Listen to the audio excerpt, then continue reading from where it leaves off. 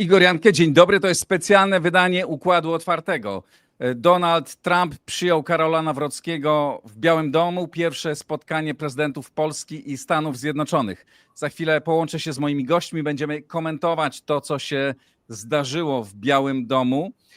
Bardzo dziękuję wszystkim patronom, którzy wspierają Układ Otwarty. To dzięki Państwu ten program istnieje i jest całkowicie niezależny. Kto z Państwa chciałby dołączyć do tego grona, serdecznie zapraszam na mój profil w serwisie patronite.pl. A oto mecenasi Układu Otwartego. Oanda TMS Brokers, dom maklerski oferujący możliwość inwestycji w instrumenty z całego świata, w tym fundusze ETF, a także oprocentowanie wolnych środków na rachunku. Kliknij link w opisie. Rosnące koszty IT hamują rozwój Twojej firmy? Z AMZO obniżysz wydatki nawet o 70%, wybierając polizingowy sprzęt IT sprawdzony, wydajny i gotowy do pracy.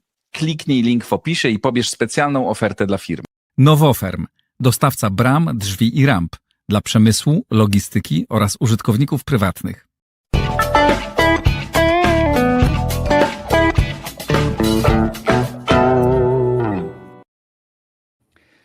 Andrew Micha, Senior Fellow Atlantic Council we Florydzie i Marek Magierowski, szef programu Strategia dla Polski w Instytucie Wolności, były ambasador w Stanach Zjednoczonych. Dzień dobry panowie.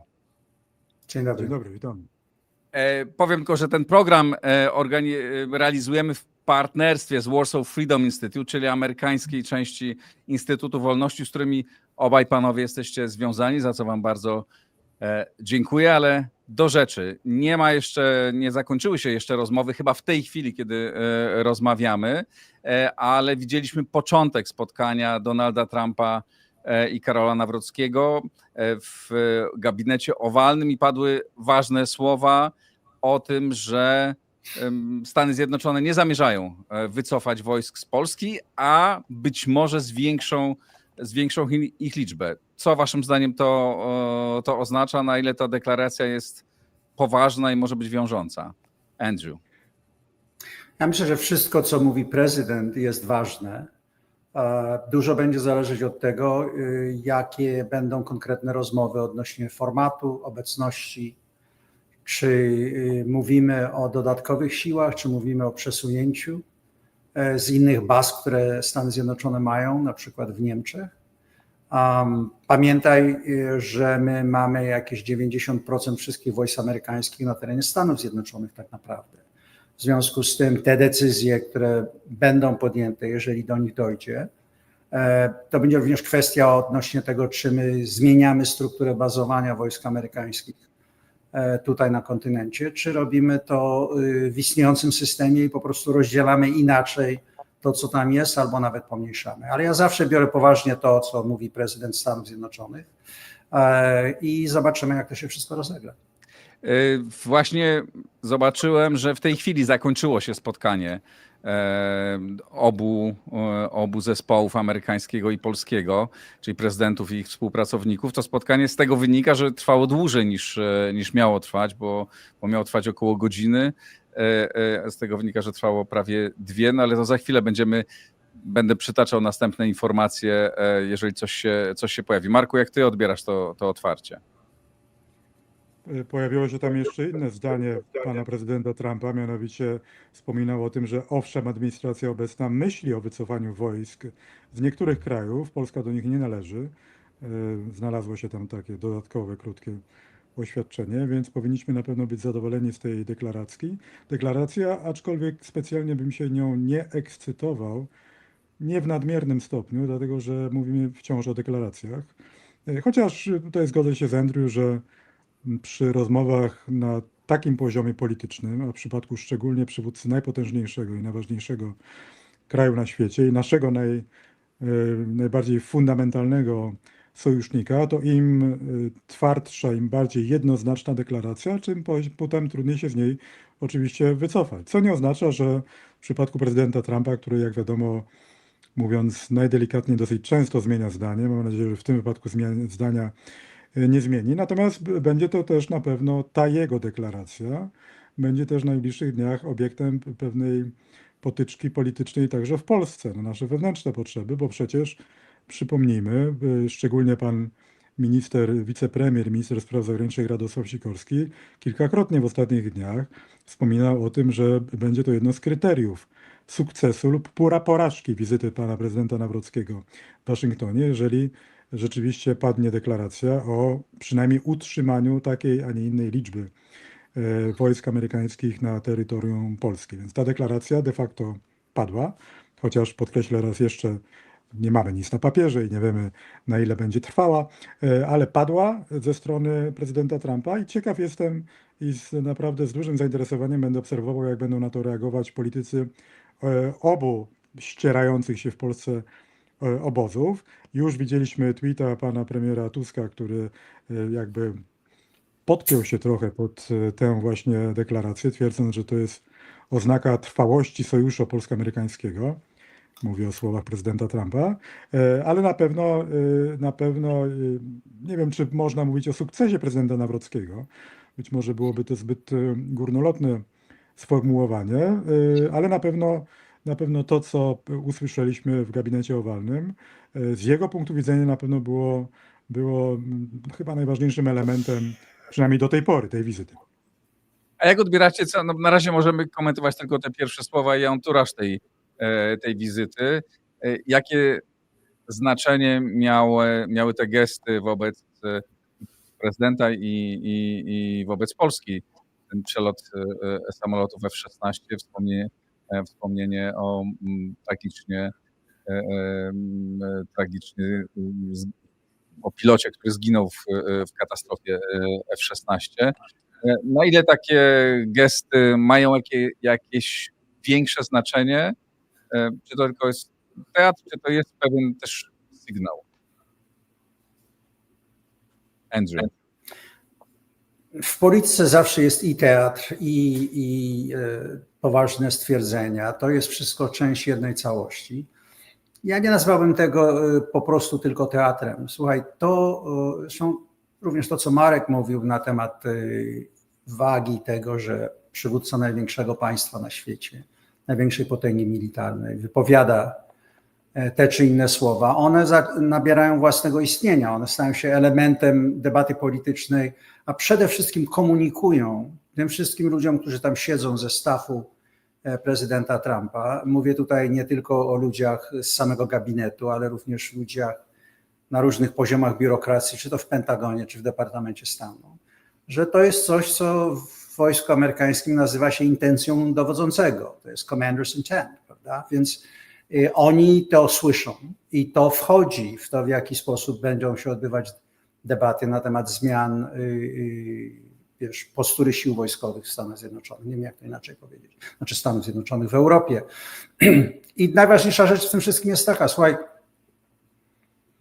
to, że on wspomniał o polskim pilocie, który zginął tragicznie, to było prawdopodobnie pierwszy raz, że którykolwiek z tych dziennikarzy niepolskich o tym w ogóle usłyszał. Czyli on wprowadził pewien element ludzki do tej rozmowy. To, o czym rozmawiamy od dawna, jak słaba jest obecność Polski, mówię w sensie instytucji, fundacji, instytutów, roli eksperckich, różnego rodzaju organizacji. Każde takie słowo, które bardziej uczłowiecza narrację o państwie, o którym większość klasy politycznej w Stanach Zjednoczonych nadal nie wie tyle, ile powinna wiedzieć, to jest bardzo istotne. I wiesz, ja mam jedną największą nadzieję, bo tutaj Marek wspominał na temat różnych tweetów i komentarzy. Nie chcę tutaj czegokolwiek radzić, ale dam ci po prostu moją własną opinię. Ja uważam, że byłoby naprawdę nieszczęśliwe, gdyby to, co się dzieje w tej chwili w Waszyngtonie, sam fakt tego, że prezydent Nawrocki jest przyjmowany przez prezydenta Trumpa, widzisz przelot samolotu, widzisz rozmowę, bardzo przyjacielskie, personalne relacje, które są komunikowane, co jest szczególnie ważne dla tej prezydentury, ale w Stanach Zjednoczonych dlatego, że biuro prezydenta, znaczy instytucja prezydentury jest tak ważna. To jest sukces. Wiesz, zobaczymy, jak w praniu to wszystko wyjdzie, o czym się dogadano, jakie będą grupy robocze, co z tego następnie się rozwinie. Ale to powinno być celebrowane, a nie upolityczniane. Ja uważam, że Polska ma dużą szansę w tej chwili. Mówię tu zarówno i o komentariacie w Warszawie, o rządzie polskim, o ekspertach, o Kancelarii Prezydenta, tak naprawdę wszystkich, których interesuje racja stanu Rzeczpospolitej Polskiej, żeby wzięli to poważnie do serca i spróbowali się to skapitalizować, a nie wykorzystać do tego do jakichś, wewnętrznych rozgrywek. No właśnie, kiedy mówiliście o tym, ponieważ pojawiają się pytania od naszych widzów, pan Tomasz Wiczanowski chciałby was zapytać, czy potrafimy w stosunkach dwustronnych zdefiniować wspólnotę interesów, a co ważniejsze interesy, które różnią Stany Zjednoczone i Polskę? Marku.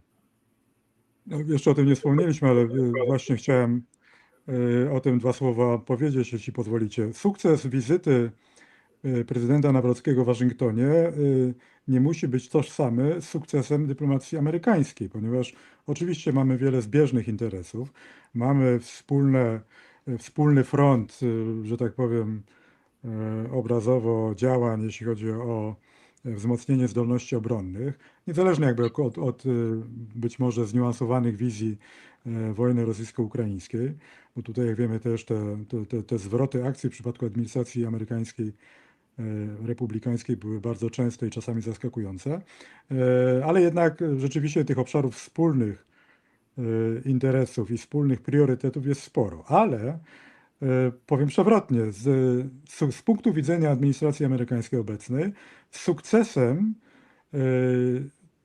tej wizyty byłoby na przykład to, iż posunęłyby się do przodu kwestie związane z budową 3 kolejnych reaktorów nuklearnych w Polsce. To z punktu widzenia administracji amerykańskiej byłby sukces, niewątpliwy. Niewątpliwie sukcesem byłoby podtrzymanie intencji, czy też kontynuowanie zakupów zbrojeniowych w firmach amerykańskich. To byłby sukces z punktu widzenia administracji amerykańskiej. Czy z punktu widzenia Polski, celowo tutaj używam tego słowa, Polski, nie rządu czy Kancelarii Prezydenta, tego typu rozwiązania także byłyby sukcesem. Czy uznalibyśmy za sukces to, że Westinghouse, amerykański koncern, wygrałby przetarg na budowę kolejnych 3 reaktorów nuklearnych?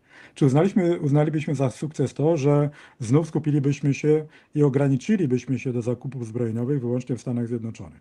Ja oczywiście swoje zdanie mam, tylko zawieszam to pytanie właśnie z taką intencją, żebyśmy wszyscy zrozumieli, że nie zawsze i nie we wszystkich obszarach sukces Polski, czy w tym wypadku prezydenta Nawrockiego, będzie tożsamy z sukcesem prezydenta Trumpa czy administracji amerykańskiej. Ostatnie zdanie.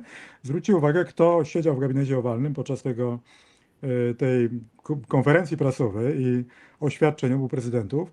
Po polskiej stronie mieliśmy tam, jak wiemy, Marcina Przydacza, Sławomira Cęckiewicza i Adama Bielana, a po drugiej stronie siedziała m.in. Kelly Loeffler, szefowa tak zwanej administracji małego biznesu, raczej doproszona kurtuazyjnie, spodziewam się, ponieważ była przedstawicielką rządu amerykańskiego podczas uroczystości zaprzysiężenia Karola Nawrockiego w Warszawie, oraz siedzieli tam Pete Hegseth, czyli sekretarz obrony, oraz Chris Wright, czyli sekretarz do spraw energii.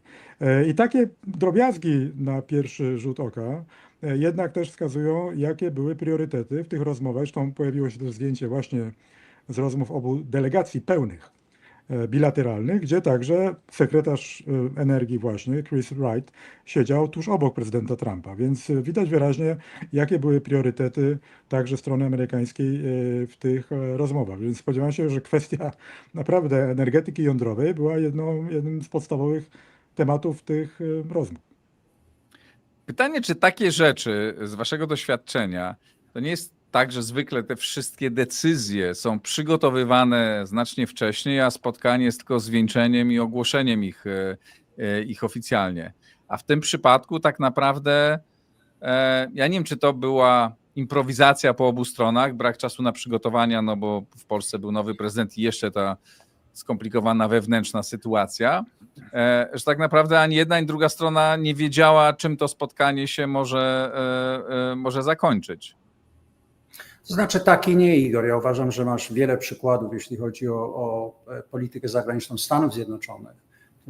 Nie chcę udawać eksperta, jeśli chodzi o polską politykę zagraniczną, bo nim nie jestem, ale z punktu widzenia Stanów Zjednoczonych jest szereg przykładów, kiedy z jednej strony na przykład wypracowywano przez długi okres porozumienia, które później prowadziły do podpisywania umów, czy to były umowy komercjalne, czy to były umowy wojskowe, prawda? Ale z drugiej strony czasami jedno wydarzenie, jedno zapytanie ze strony prezydenta, czy jedno wymaganie się w odpowiedzi na jakiś taki czy inny kryzys zmienia kierunek postępowania całej biurokracji. I pamiętaj, że w wypadku tej prezydentury ja uważam, że nie pamiętam, a dosyć długo się tym zajmuję, tak pełnej koncentracji, decyzyjności, jeśli chodzi o sprawy zagraniczne, jak widzisz to w tej chwili w owalnym biurze, to znaczy to jest prezydent tak naprawdę i bardzo bliskie w mojej ocenie grono doradców. W związku z tym to, co on mówi, ma jeszcze większą wagę. Chciałbym odpowiedzieć na pytanie twojego widza, tak trochę bardziej szczegółowo, jeśli mogę, jeśli mi dasz minutę. Jasne, mamy czas.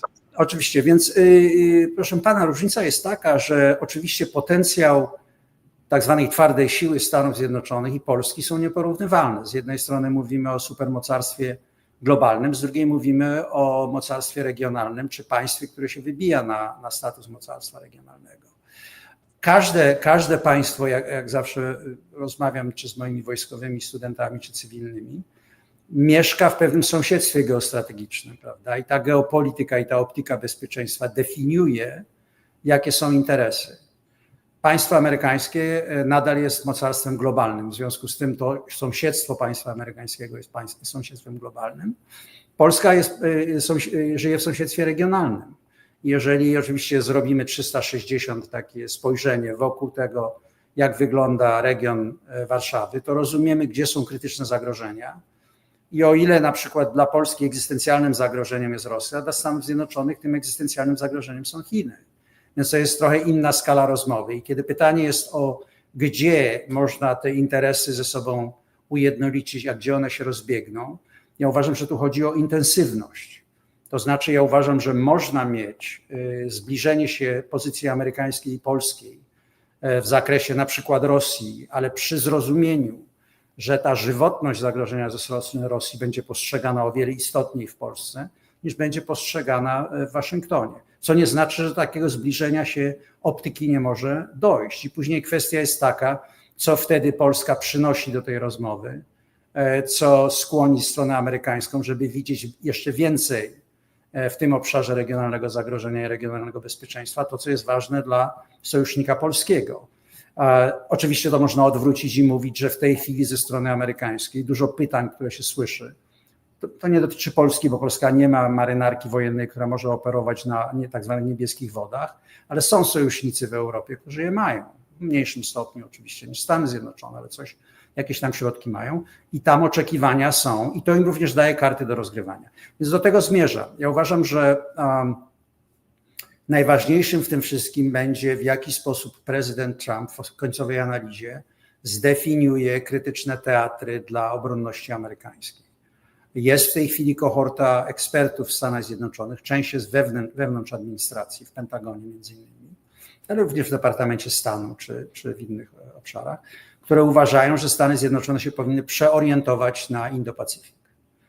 I przeorientując się, oczywiście jest to taka gra zerowa, czyli my koncentrujemy resursy na Pacyfiku, Europa jest pozostawiana coraz bardziej w rękach Europejczyków, a jest druga, do której ja należę i podejrzewam, że Marek by się ze mną tutaj zgodził, którzy uważają, że to nie jest albo taka rozmowa o tych dwóch teatrach, dlatego że one są od siebie współzależne i pozycja amerykańska na Atlantyku i na Pacyfiku się wzajemnie albo wzmacniają, albo osłabiają, czyli że utrata kredibilności na Atlantyku doprowadzi do czegoś podobnego na Pacyfiku i vice versa. Więc o tym będzie się toczyć rozmowa wewnątrz tej społeczności politycznej Stanów Zjednoczonych i dla Polski najważniejsze to jest, w jaki sposób w tę rozmowę się wpisać, czyli przede wszystkim znaj swojego interlokutora, wiedz, co jest istotne dla twojego interlokutora i nie nakładaj na jego optykę bezpieczeństwa w pełni swoją optykę bezpieczeństwa, bo one nie są takie same. To było pytanie od pana Tomasza Wiczanowskiego, który też jest naszym patronem Układu Otwartego. Panie Tomaszu, bardzo dziękuję i pozdrawiam. Jest też podczas tego rozpoczęcia spotkania prezydent Trump powiedział, że za kilka dni będzie rozmawiał z Wołodomyrem Zełenskim. I tu jest dotyczące tego pośrednio pytanie od widza, który podpisał się jako White Eagle. Czy dotychczasowe rozmowy Putin-Trump, Trump-Zełenski, Europa napajają optymizmem, że dojdzie do pokoju czy rozejmu? Czy nie widać nadziei, i raczej dojdzie do eskalacji, do której może być też wciągnięta Polska? Ja optymistą nie jestem, zresztą mówiłem o tym wielokrotnie. Ostatnio pojawiły się nawet takie materiały, doniesienia prasowe, iż w prywatnych rozmowach właśnie w Białym Domu sam prezydent Trump i jego najbliżsi współpracownicy obwiniają Europę za brak postępów w tym procesie, w cudzysłowie, pokojowym. No ale to jest, że tak powiem, nic nowego i zaskakującego, ponieważ widać wyraźnie, że obecna administracja w przypadku jakichś tam potknięć własnych, błędów, złych szacunków stara się odsuwać odpowiedzialność za wszelką cenę. I tym razem, mimo że mieliśmy przecież niedawno, niespełna 2 tygodnie temu, jeśli dobrze pamiętam, szczyt w Waszyngtonie z kilkoma przywódcami europejskimi, wydawało się, że te relacje się nieco nie tylko się ociepliły, ale doszło do jakby lepszego zrozumienia pozycji obu stron, no to potem te artykuły i różne pogłoski trochę ten optymizm schłodziły. Będzie przerzucanie się odpowiedzialnością za to, że na przykład nie doszło i prawdopodobnie nie dojdzie do trójstronnego szczytu Putin, Zełenski, Trump, czy choćby spotkania między Putinem a Zełenskim. Przepraszam, Marek, że wejdę ci w słowo, bo akurat dzisiaj Putin podał, że spotka się z Zełenskim pod warunkiem, że ten przyjedzie do Moskwy. Tak, no mógłby równie dobrze powiedzieć, że proponuje spotkanie na Marsie. No. Jest oczywiste, jak Zełenski na taką ofertę zareaguje. Więc widać wyraźnie, mówiąc trochę z poziomu takiego meta, że administracja prezydenta Trumpa nie ma wizji, nie ma koncepcji tego, jak rozmawiać z Putinem. To jest wszystko oparte bardziej na instynktach obecnego amerykańskiego prezydenta niż na pewnym planie, na wiedzy i na doświadczeniu.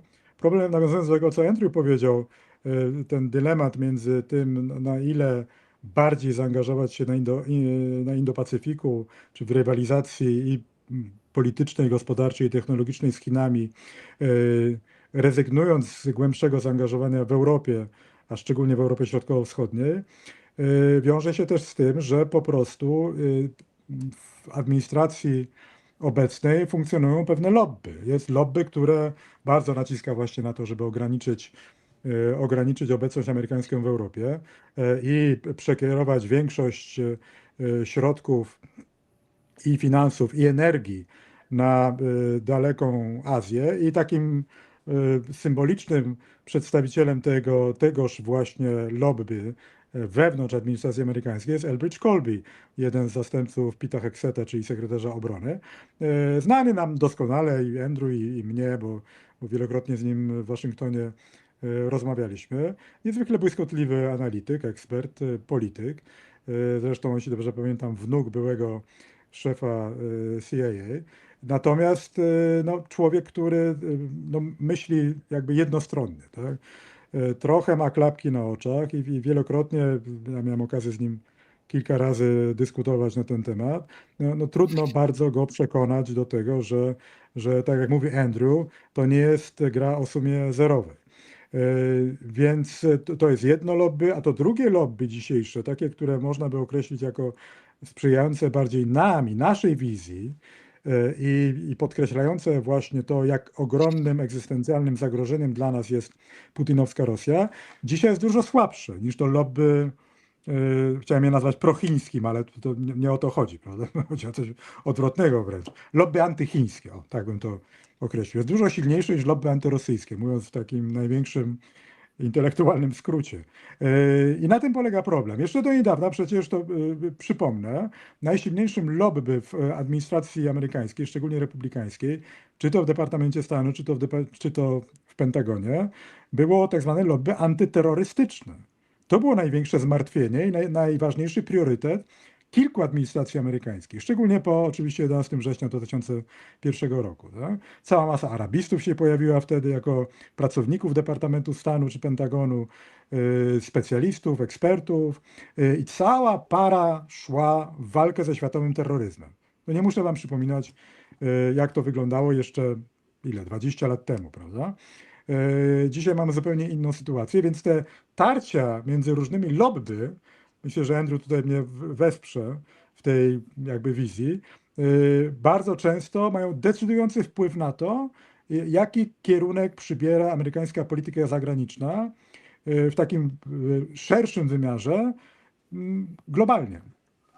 No, to jest pytanie, na ile my jesteśmy w stanie stworzyć takie lobby. Do tej pory Polsce nie udawało się to zbytnio, po prostu nie mieliśmy takich instytucji, takich organizacji. Mieliśmy znakomitych ambasadorów, ale obecnie nie mamy żadnego, ale próbujemy stworzyć właśnie organizację, która między innymi tym się będzie zajmowała, tak? Przekonywaniem, dostarczaniem argumentów amerykańskim elitom, amerykańskim administracjom Warsaw Freedom Institute, którego logo Państwo tu widzicie w prawym górnym rogu, który jest partnerem tego programu i z którym właściwie wszyscy we trójkę współpracujemy.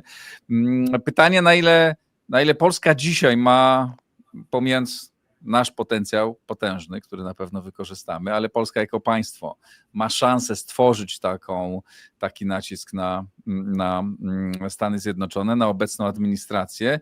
I na ile znaczenie ma waszym zdaniem to, że Polska jest tym krajem, który zorganizował Jasionkę, tak, zareagował tak, jak zareagował w czasie wojny, że wydaje 5% prawie na 5% PKB na zbrojenia i zachował się odpowiedzialnie zawsze, a na ile większe znaczenie może ma to, że Karol Nawrocki jest ideowo bardzo bliski Donaldowi Trumpowi i Trump może niekoniecznie wspierać Polskę, tylko może chcieć wesprzeć tę część polityczną w Europie. Który z tych czynników może mieć większe znaczenie? Czy oba mają znaczenie, czy ten polityczny praktycznie nie ma, że to jest jednak polityka państwowa? Wiesz, ja tutaj zacytuję Kissingera, który kiedyś powiedział tak dosyć sławetnie, że Stany Zjednoczone nie mają żadnych stałych sojuszników, mają stałe interesy, w zależności od tego, w jakim poziomie swojej historii i kultury się znajdują. I te nieredukowalne interesy to jest to, co musi być w pełni zrozumiane przez kogokolwiek, kto wchodzi do biura owalnego na rozmowę, czy przyjeżdża na jakiekolwiek dyskusje z klasą polityczną Stanów Zjednoczonych. I wiesz, one nie są znów tak bardzo inne od tego, co potrzebuje każde państwo, które istnieje w systemie międzynarodowym. Wiesz, bezpieczeństwo narodowe jest nieredukowalną funkcją państwa. Jeżeli ty nie jesteś w stanie, tego w Warszawie nie muszę nikomu tłumaczyć przecież, jeżeli nie jesteś w stanie zapewnić sobie bezpieczeństwa narodowego, bezpiecznych granic, to przestajesz być suwerennym i nie będziesz mógł decydować o tym, jaki będziesz miał system polityczny, jaką gospodarkę, wiesz, wolność słowa i tego rodzaju rzeczy. Polska to przerabiała wielokrotnie, więc to powinno być oczywiste. I tutaj oczywiście w zależności od tego, czy mówimy o Stanach Zjednoczonych jako 13, wiesz, koloniach, które ledwie wyżywały z gospodarstw rolnych, prawda, początkowo taki subsistence farming, czy potem mówimy o Stanach Zjednoczonych, które się szybko industrializowały, skolonizowały kontynent, potem zaczęły, że tak powiem, ustawiać regionalną hegemonię w hemisferze, a potem rzeczywiście stały się państwem globalnym. To, co musi być spełnione, żeby państwo było bezpieczne, zmienia się w sensie konkretnych strategii i polityk, ale cele i pryncypia są takie same i Polski w mojej ocenie są na tym bardzo wysokim poziomie strategicznym i abstrakcji są podobne. Chciałbym wrócić na chwilę, wiesz, do jednej rzeczy, to znaczy było pytanie od jednego z twoich widzów na temat tego, jak wygląda końcowa gra, jeśli chodzi o Ukrainę, jakie są szanse, jakie mogą być wpływy. Tak. Ja się zgadzam z Markiem, jestem nawet jeszcze bardziej pesymistyczny, mimo tego, że od pierwszego dnia, kiedy jedliśmy śniadanie, pamiętam w Georgetown, zrozumiałem, że Marek też jest bardzo realistycznym i sceptycznym, prawda, ambasadorem i nie biega, prawda, gdzie widzi jakieś tam jednorożce i gwiazdy, tylko trzyma się blisko ziemi. Ja uważam, że w tej chwili sytuacja jest brutalnie prosta, niestety. To znaczy Rosjanie są przekonani, że wygrywają na polu bitwy, że mają dłuższy tak zwany staying power, dlatego że mają wspieranie Chin, mają dojście do resursów północno-koreańskich, jeśli są one potrzebne, no i do pewnego stopnia irańskich, chociaż tam Iran został trochę poturbowany, ale że są członkami większej takiej osi dyktatur, która jest postawiona przeciwko Stanom Zjednoczonym i jej sojusznikom. To jest pierwsza sprawa. Druga sprawa, wiesz, prezydent Trump często mówi, że to była wojna Bidena, gdyby on gdyby on był prezydentem, nikt by do tego doszło. No tak i nie, ale po upływie 6-7 miesięcy wojna się staje wojną prezydenta, w czasie którego kadencji ta wojna się odbywa. Więc stąd ta presja, uważam, też na niego, żeby doprowadzić do jakiegoś rozwiązania. Tylko problem jest taki, że po to, żeby Putin negocjował, on potrzebuje mieć jasne poczucie, że zagraża coś temu, co on uważa za najważniejsze. Ja uważam, że dla niego przeżycie jego reżimu i jego samego jako przywódcę rosyjskiego. No a potem pewne rzeczy z tego wypływają, jeśli chodzi o dojście do środków, próba odbudowania imperium i całej tej reszty, że to w tej chwili nie jest zagrożone w taki sposób, jak mogło było być zagrożone w pierwszym roku tej drugiej wojny. I tutaj z kolei ja również skrytykuję administrację Bidena, bo o ile uważam, że to, co Joe Biden zrobił, było częścią amerykańskiego DNA kulturowego, kiedy on powiedział, ta agresja nie pozwolimy, żeby ona stała.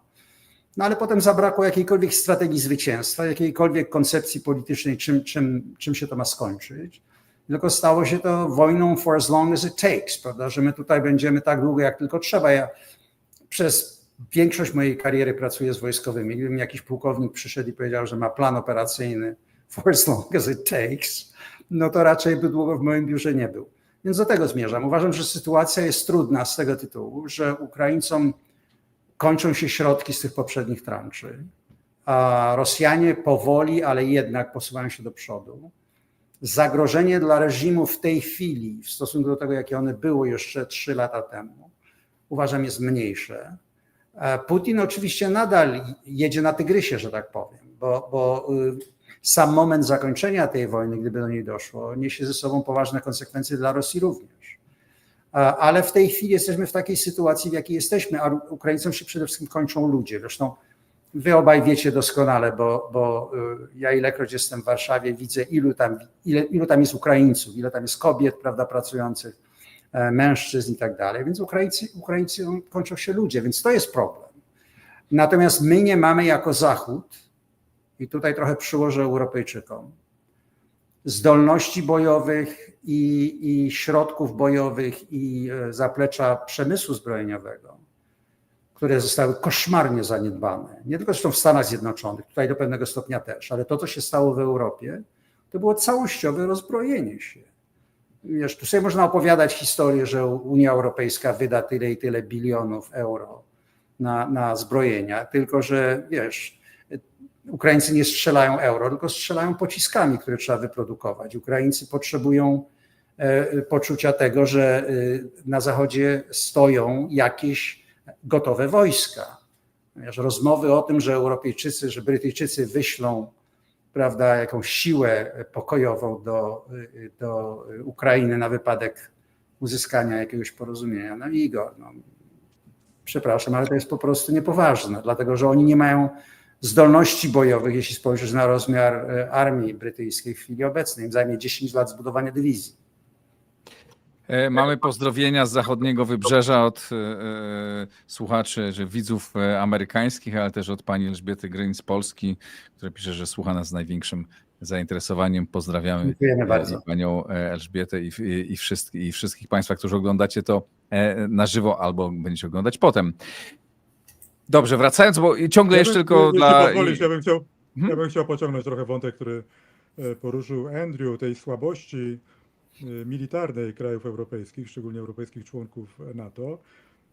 I chciałem powiedzieć, że ta wizja geopolityczna prezydenta Trumpa jest bardzo prosta. Mianowicie on dzieli większość krajów, nie tylko sojuszników, ale także tych, które są, czy były do tej pory neutralne, czy też były postrzegane jako rywale Stanów Zjednoczonych na tej, mówiąc patetycznie, globalnej szachownicy. Dzieli je na 2 kategorie.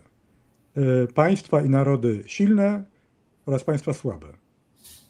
Silne i słabe pod każdym względem. Silne militarnie, moralnie, gospodarczo i słabe politycznie, militarnie i cywilizacyjnie.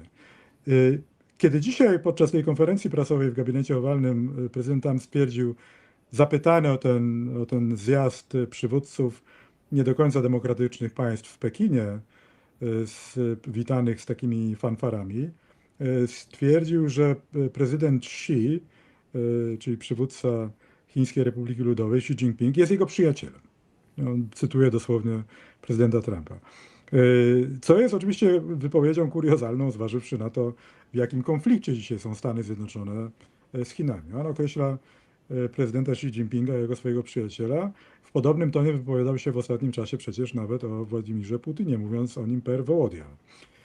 Nie dlatego, że się z nimi rzeczywiście przyjaźni, nie dlatego, że Rosja czy Chiny są dzisiaj w sojuszu politycznym ze Stanami Zjednoczonymi. Nie, dlatego, że postrzega te dwa kraje, jeszcze kilka kolejnych, jako kraje silne. I jest w Trumpie pewna fascynacja silnymi państwami, silnymi narodami i silnymi przywódcami. Nawet jeżeli są oni silni tylko i wyłącznie w jego przekonaniu. Ale przynajmniej oni sami stwarzają taki wizerunek. Jestem przekonany, że nie wiem, czy miał na to czas prezydent Trump, ale jeżeli miał chwilę czasu, żeby obejrzeć tę paradę słynną, która dzisiaj o poranku polskiego czasu odbyła się w Pekinie, absolutnie przytłaczająca i myślę, że miliony, jeśli nie miliardy widzów tej parady oglądało ją naprawdę z podziwem, bo to robiło ogromne wrażenie. Jeżeli prezydent Trump ją zobaczył, to stawiam dolary przeciwko orzechom, że także był zafascynowany i także był zachwycony. I nie zdziwiłbym się, gdyby jeszcze dzisiaj albo jutro usłyszelibyśmy jakiś komentarz z ust prezydenta Trumpa, że naprawdę ta parada, szczególnie gdy porówna się ją do parady sprzed kilku tygodni w Waszyngtonie, rzeczywiście zrobiła na nim ogromne wrażenie. Do czego zmierza? Do tego mianowicie, że jeżeli pytasz o to, jak Polska powinna rozszerzać, budować, pogłębiać swoje wpływy w Stanach Zjednoczonych, w Waszyngtonie, w administracji, wśród think tanków, mediów amerykańskich, to właśnie pokazując się jako kraj silny. I mamy do tego bardzo dobre fundamenty, właśnie wydając ogromne pieniądze na zbrojenia. To jest jedno z kryteriów, które jest bardzo poważnie brane i za każdym razem, także dzisiaj, jest wspominane przez prezydenta Trumpa. On też jest pod ogromnym wrażeniem tego, ile my wydajemy na zbrojenia i to jest dla niego też pewien papierek lakmusowy naszej siły. Dlaczego on uważa i ma taką, może nie awersję, ale nie jest specjalnie przychylnie nastawiony do dobrych relacji z Europą, a szczególnie Europą Zachodnią? Właśnie z tego powodu, że uważa, że Europa, tak jak wspominał Andrew, zaniedbała swoje zdolności obronne. Dlatego, że była przez wiele lat uzależniona od dostaw energii z surowców z Rosji i to też w oczach Trumpa jest oznaka czego? Słabości właśnie, jeżeli nie byliśmy w stanie, nie mówię tutaj o Polsce, tylko mówię o Europie, nie byliśmy w stanie się uniezależnić od dostaw ropy naftowej czy gazu z Rosji, także pod względem moralnym i cywilizacyjnym. Pamiętajmy, że kiedy Elon Musk... Marku, przepraszam, że ci przerwę. Tak. Marek, przepraszam ci przerwę, ale mam pierwsze wypowiedzi, pierwsze informacje, które już podał polski prezydent po wyjściu. Zacytuję. Atmosfera spotkania była przyjazna, doskonała. Prezydent Donald Trump, co cieszy mnie szczególnie, dał gwarancję bezpieczeństwa Polski. Podczas rozmów plenarnych rozmawialiśmy o rozszerzeniu komponentu żołnierzy amerykańskich w Polsce. Jak dodaje, od jutra szef Pentagonu Pete Hegseth i szef BBN Sławomir Cęckiewicz będą przygotowywać rozwiązania, które są dobre dla Polski, ale dodał, że jest zbyt wcześnie, by o tym mówić, o szczegółach. I jedna jeszcze bardzo, wydaje się, istotna informacja, mówi pan prezydent, na sam koniec dostałem zaproszenie od prezydenta Donalda Trumpa na przyszłoroczny szczyt grupy G20 w Miami. Nie wiem, czy to oznacza, że Polska będzie jakby czy Stany Zjednoczone będą intensywnie działać na rzecz włączenia Polski do G20, czy to jest zaproszenie jako gość? No, niemniej... Jest kilka, to jest oczywiście skomplikowany proces, to jest bardzo dobra wiadomość, rzecz jasna, natomiast nie oznacza oczywiście automatycznie, że staniemy się nagle członkiem grupy G20. Jest też tak, że jest tam kilka krajów, które są dopraszane przez państwa, które sprawują prezydencję, tak było też w przeszłości, które formalnie nie należą do G20, ale często jest tak, że są stałymi jakby uczestnikami tego typu spotkań. Gdyby się okazało, że Polska do tego grona wejdzie, nawet nie jako formalny członek G20, to byłaby oczywiście znakomita wiadomość. Ciekaw jestem, co myśli o tych wszystkich zapowiedziach i deklaracjach w pierwszych godzinach wizyty Karola Nawrockiego pan minister Sikorski, który o G20 także wspominał i wspominał o tym, że rozmawiał na ten temat z sekretarzem stanu Marco Rubio, więc bardzo jestem ciekaw jego komentarza. Najważniejsze jest jednak to, że takie deklaracje ze strony amerykańskiej padają i nawet jeśli Radosław Sikorski rozmawiał o tym osobno z Marco Rubio, no to bardzo dobrze, że w różnych miejscach próbujemy o takie rzeczy zawalczyć. To jest znakomita wiadomość. Pozwolę Ci, Igor, że dodam jedną rzecz do tego, co Marek powiedział, co jest bardzo istotne odnośnie tych dwóch stwierdzeń, które Ty przeczytałeś. Wejście Polski do G20 to powinno być absolutnie priorytet, jeśli chodzi o rząd. Tutaj nie ma żadnej różnicy między nami. Jak to można rozegrać, w jaki sposób do tego dojść, to jest już inna praktyczna rozmowa. Natomiast jeżeli rozmowa się potoczy w kierunku przede wszystkim przeformatowania obecności rotacyjnej wojsk amerykańskich w obecność stałą, to nie tylko chodzi o to, że zmienia to w ogóle całą barwę tego, jaka jest obecność amerykańska. To się wstawia w inną kategorię w tym sensie, że stała obecność wymaga głębokiej infrastruktury. To wymaga nie tylko, koszar dla żołnierzy, którzy się tam w to są wydzieleni, czy mieszkań dla oficerów. Część oficerów wtedy będzie mieszkać również, jak to się mówi, na ekonomii, czyli będzie wynajmować mieszkania od Polaków czy domy, ale to jest również zbudowanie szeregu sklepów, tak zwanych PX-ów, to jest zbudowanie na bazach sklepów spożywczych, tak zwanych commissaries, to jest zbudowanie instytucji, które wspomagają służbę zdrowia wtedy dla żołnierzy. Może wrócimy do starej dobrej nazwy PEWEX po prostu. PX to nie jest to samo co PEWEX, ale no, dziękuję Marku za ten uśmiech. Natomiast do czego zmierzam? Pochodną tego jest coś bardzo ważnego. Ja przepracowałem z wojskiem amerykańskim w Niemczech jakieś prawie 13 lat tak naprawdę. I muszę Ci powiedzieć, że zarówno żołnierze, jak i oficerowie nie lubią służyć na misjach rotacyjnych z tego tytułu, że ich rodziny nie są z nimi po prostu. To jest pierwsza rzecz, bo nie ma szkół dla dzieci, bo nie ma, pomocy dla rodzin, nie ma specjalnych funduszy, które pozwalają tym rodzinom z nimi być. To jest pierwsza rzecz. Poza tym, jak oficerowie czasami ze mną żartowali, no, młodzi żołnierze czasami robią głupie rzeczy, kiedy nie są z ich rodzinami. To też stresuje te rodziny, doprowadza do pewnych załamań i problemów. To jest pierwsza rzecz. Druga rzecz to jest efektywność wojskowa, dlatego że jeżeli robisz rotację, to tak naprawdę redukujesz o jakieś 30% z jednej strony i 30% z drugiej strony cały proces ćwiczenia, w polu, dlaczego że w rotacji masz naprawdę 3 komponenty. Jedna ćwiczy, jest powiedzmy w Polsce, czy w jakimkolwiek innym miejscu. Druga się przygotowuje w Stanach Zjednoczonych, czy w Niemczech, czy we Włoszech, czy gdziekolwiek jest do tej rotacji, czyli nie zajmuje się tak naprawdę też tymi ćwiczeniami, ale przygotowuje sprzęt, proces. A trzecia, która już rotuje poza albo wyrotowała, no ma jakiś tam poziom odpoczynku, czyli nie wrzuca się od razu w następny ten. Więc efektywność to jest to, co się nie podoba flagowym oficerom amerykańskim w rotacjach, dlatego że ogranicza to czas ćwiczeń dla swoich wojsk. Najważniejsza, trzecia rzecz, i to jest to, co ja zaobserwowałem z moimi pułkownikami armii czy lotnictwa amerykańskiego, którzy dla mnie pracowali w Garnish, to jest to, że będąc w stałym bazowaniu wytwarza się więź ludzka z obywatelami państwa, w którym się mieszka, o wiele szybciej niż gdybyś był rotacyjnie. Bo po pierwsze jesteś tam na dłużej najczęściej, bo rotacje moi oficerowie przyjeżdżali na jakieś 3 lata, w związku z tym masz czas na zbudowanie tych relacji osobistych. To jest pierwsza rzecz. Zagłębiasz się w kulturę. Stajesz się de facto adwokatem tej społeczności, w której ty żyjesz. W Bawarii mój każdy pułkownik kupował sobie bawarską kurteczkę, kapelusik, pił Helles tam. Gdy był, nie żonaty, no to chodził na randki z Niemkami i tam sobie różne rzeczy opowiadali, niektórzy się z nich pobierali, niektórzy zostawali po retirement. To jest ten element budowania tego organicznego łączenia się społeczności na którego nie można położyć ceny. Dlatego ja bym bardzo chciał i zachęcał stronę polską tutaj do negocjacji właśnie w tym kierunku. Stałowe bazowanie. Tu nie chodzi o same liczby, ilu tych żołnierzy i oficerów tam będzie, ale tam wtedy wchodzi cała struktura wsparcia i buduje się infrastruktura, która łączy rzeczywiście ludzi. A pamiętaj, że w Niemczech to są pokolenia w tej chwili.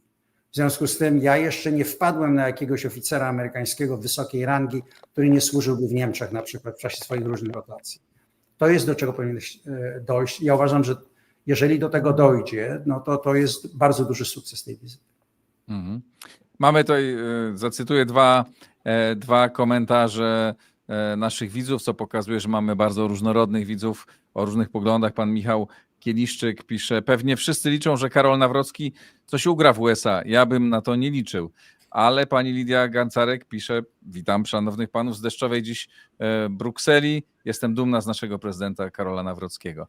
My też pozdrawiamy i zwolenników, i przeciwników, wszystkich naszych widzów. Ale chciałem cię, Andrew, dopytać. No, dobra, w tej chwili stacjonuje 10 000 żołnierzy amerykańskich. No, to nie jest grupa, która by coś zmienia, tak? Może by radykalnie zmienić. Znaczy, jakie jest znaczenie tego, czy tych żołnierzy będzie 10, czy 15, czy 12 tysięcy poza sygnałem politycznym, tak? No, że dobra, to jest, my jesteśmy tutaj rzeczywiście na stałe, na poważnie, nie wycofujemy się, tylko zwiększamy. Czy to ma rzeczywiście takie realne znaczenie, nieznaczne zwiększenie obecności żołnierzy amerykańskich? To ma bardzo duże znaczenie. Igor, ja ci przypomnę, że obecność amerykańska w Korei, moja córka obecnie służy właśnie na Półwyspie Koreańskim, jest oficerem armii amerykańskiej, jak wiesz. Pozdrawiamy Chelsea. Chelsea, bardzo, bardzo dziękuję. Ale my mamy może 28 do 30 tysięcy w tej chwili mundurowego personelu, no jakieś 50 tysięcy w całościowym wsparciu. Spojrzysz na armię Kim Il-sena z drugiej strony i na Chińczyków, to jest ten przysłowiowy speed bump. To nie jest tak naprawdę siła, nawet we wsparciu lotniczym i wsparciu z morza i ze Stanów Zjednoczonych, która poważni strategzy sobie mogą mówić, no oni na pewno tam tych Koreańczyków zatrzymają. Natomiast gwarantują jedną rzecz, bez względu jaka jest ich liczba, gdyby doszło do tego, że żołnierze amerykańscy giną, dla naszego przeciwnika jest rzeczą oczywistą, że Stany Zjednoczone zareagują i zareagują z całą siłą, dlatego że staje się to natychmiast elementem polityki wewnętrznej w USA. W związku z tym liczby są ważne, ale pamiętaj również, że ci żołnierze nie robią sygnalizowania politycznego. Oni są wpięci w plany operacyjne, ćwiczą te plany operacyjne. Od szczytu w Litwie, jak Marek wie, mamy przyjęte regionalne plany operacyjne, które przy włożeniu odpowiednich zdolności bojowych mają zapewnić obronę tego obszaru. No, jesteśmy w takim trochę wyścigu z czasem w mojej ocenie. To znaczy z jednej strony nasi przeciwnicy zbroją się szybko i w dużej skali, a my jesteśmy w trakcie również odbudowywania zdolności bojowych po tych wszystkich zaniedbaniach. I tu wracając do Polski, bo mówimy o szczycie prezydenckim Polski i Stanów Zjednoczonych, Polska jest naprawdę jednym z tych państw, które to robi poważnie, jak Marek podkreślił. Natomiast są państwa w Europie Zachodniej, które do tej pory w mojej ocenie nie zachowują się w poważny sposób, jeśli chodzi o zbrojenia. Bez względu na to, co się ustaliło, wiesz co, pamiętaj Igor, że w Hadze wszyscy się zobowiązali 5%, prawda, dochodu narodowego, ale kiedy? W 2035, prawda, czyli jeśli chodzi o przyszłość polityki, no to jest wieczność tak naprawdę. Mhm. Więc ze strony amerykańskiej będzie patrzenie na to, kto robi. Ja ci powiem, dlaczego ja pamiętam moje pierwsze śniadanie z Markiem, jak wróciłem z Niemiec i właśnie kiedy mówiliśmy o Finach, kiedy mówiliśmy o Szwedach, mówiliśmy o państwach bałtyckich, Polsce, no tu najistotniejsze jest to, że to są państwa, które poważnie biorą obronność, dlatego że są poważnie zagrożone. Bo to wiesz, no, jeżeli rozmawiasz z ambasadorem państwa bałtyckiego, czy rozmawiasz z ministrem państwa bałtyckiego, to nie ma absolutnie dwóch zdań, że dla nich jest to pytanie egzystencjalne. Jeżeli Rosjanie najadą na Litwę, jest tylko jakieś 20 mil do Wilna od białoruskiej granicy. I wiesz, jakie są tego konsekwencje, prawda? Więc o tym mówimy. Mamy pozdrowienia od pana Filipa, który Połukorda, który z DC jedzie przez Ohio i nas pozdrawia i pyta, czy wizyta prezydenta Nawrockiego ma szansę poniekąd wymusić jako czynnik zewnętrzny większą kooperację obozów rządowego i prezydenckiego w Polsce, czy jednak rozłam wewnętrzny jest zbyt mocny? Marku, No ja wrzucę to pytanie do Marka i do ciebie. Tak, myślałem, Tak. że mnie pytałeś, przepraszam. Ja na to Pytam pytanie Marka, ja odpowiem też chętnie się do tego odniosę. Mhm. Ja odpowiem na to pytanie w sposób bardzo zwięzły, a potem jeszcze wrócę do tego, co mówił Andrew o wydatkach na zbrojenia. Moja odpowiedź na pytanie naszego widza, którego także pozdrawiam, brzmi nie. Nie sądzę, żeby wizyta prezydenta Nawrockiego, nawet zakładając, że rzeczywiście nasza wspólna konkluzja będzie bardzo optymistyczna, że mamy do czynienia z sukcesem, mówiąc w największym skrócie. Nie sądzę, żeby doprowadziła do jakiegoś ocieplenia relacji między rządem a kancelarią prezydenta, przynajmniej w tej sferze, że nagle oto, mimo tych kilku, bo mówiłem już o tym, że premier Tusk wysłał tweeta, zdaje się, że wicepremier Sikorski też się wypowiedział, może nie w sposób bardzo ciepły, ale jednak przynajmniej wstrzemięźliwy, umiarkowany, co jest rzadkością w przypadku polityków obecnej koalicji rządzącej, na temat polityki prowadzonej przez prezydenta Nawrockiego. Natomiast za chwilę, jutro, pojutrze, za 3 dni będziemy mieli do czynienia z kolejną erupcją, z kolejnymi oskarżeniami, zarzutami, krytyką, szpilkami wbijanymi tu i ówdzie. No niestety optymistą nie jestem, bo już za stary jestem i zbyt długo obserwuję tę naszą plemienność w walce politycznej w Polsce. Żałuję tylko, że ona dotyka spraw tak wrażliwych jak właśnie polityka zagraniczna. Ja wielokrotnie mówiłem o tym, że nie oczekuję od tych obu obozów politycznych, żeby przedstawiły wspólną wizję i miały dokładnie takie same poglądy na to, jaką politykę Warszawa powinna prowadzić wobec Kijowa, wobec Brukseli, wobec Waszyngtonu. To nie jest możliwe. Natomiast jest kilka obszarów, w których wydawałoby się, że można, czy nawet powinniśmy oczekiwać na jakiś konsensus. Krótko. To za chwilę na ten drugi temat, ale się do tego odniosę, no bo tobie nie wpada tego mówić, no ale ty jesteś niestety najlepszym czy najgorszym przykładem tego, jak się kończy wojna między polskimi obozami. Tak? Marek jest najgorszym przykładem.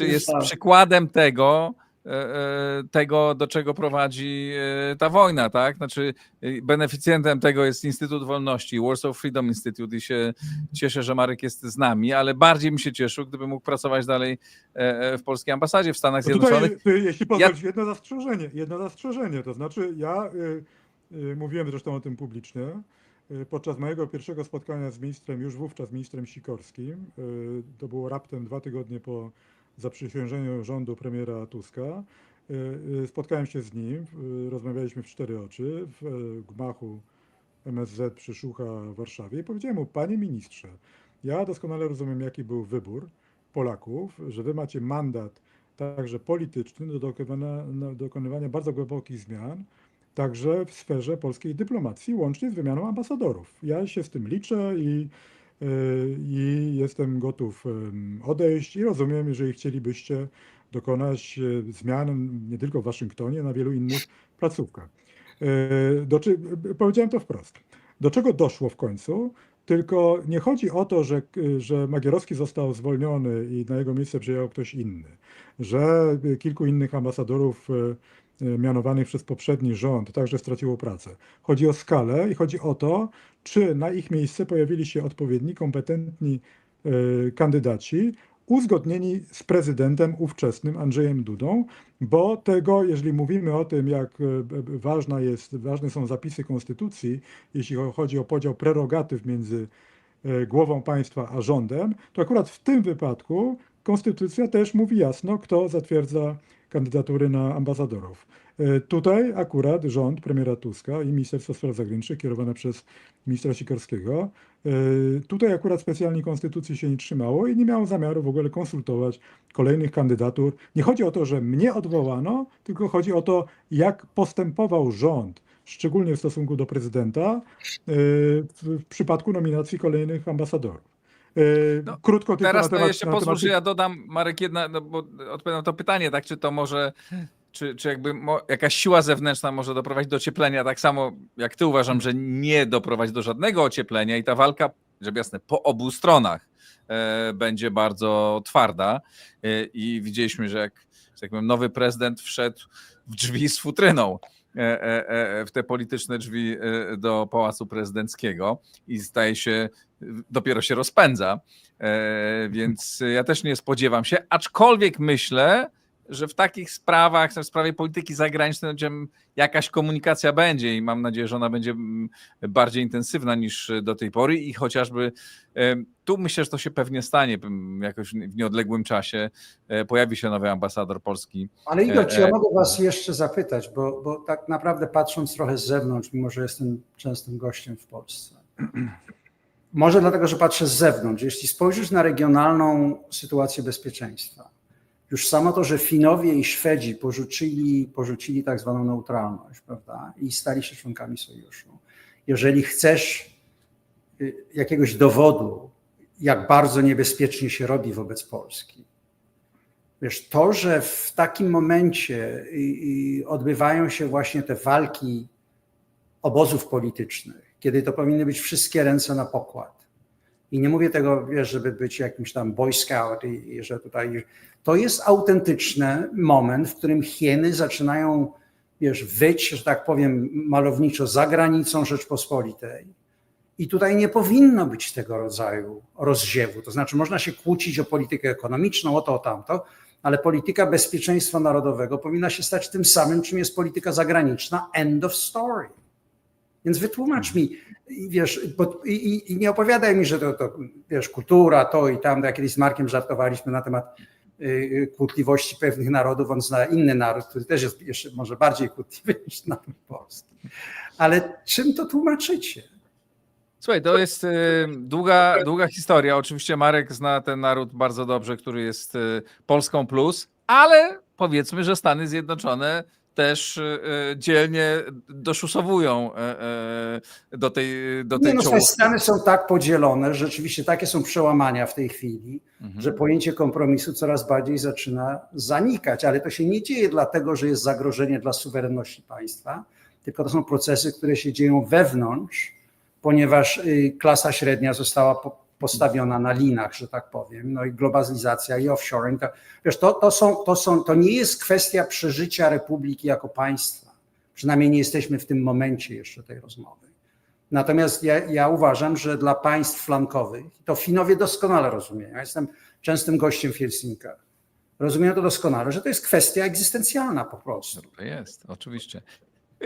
Andrew, pozwól, że nie odpowiem teraz, bo to nam zajęłoby godzinę, a to jest oczywiście bardzo ważne, nie ma prostej odpowiedzi na to pytanie, ale są kolejne wypowiedzi Karola Nawrockiego, który powiedział, że na spotkaniu zamkniętym była kontynuacja tego tematu, czyli ewentualnego zwiększenia liczby żołnierzy z USA w Polsce i była to dyskusja w kierunku rozszerzenia komponentu wojsk amerykańskich.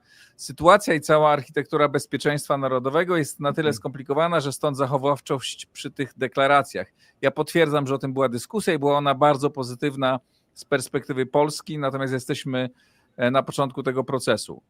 A Marcin Przydacz, szef Biura Polityki Międzynarodowej, powiedział, że za sprawą, po pierwsze poinformowali też, że zaproszony został Trump do Polski na przyszły rok, ale że za sprawą zaproszenia przez prezydenta Trumpa, prezydenta Nawrockiego na szczyt grupy G20, Polska rozpoczyna swoją drogę do dołączenia do tej grupy, powiedział Marcin Przydacz.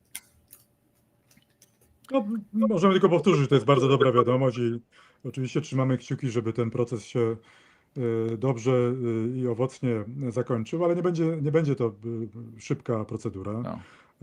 To zawsze trochę trwa. Natomiast bo chciałem 3 razy już nawiązać do tego, co Andrew powiedział o wydatkach na zbrojenia, więc tutaj już nie odpuszczę.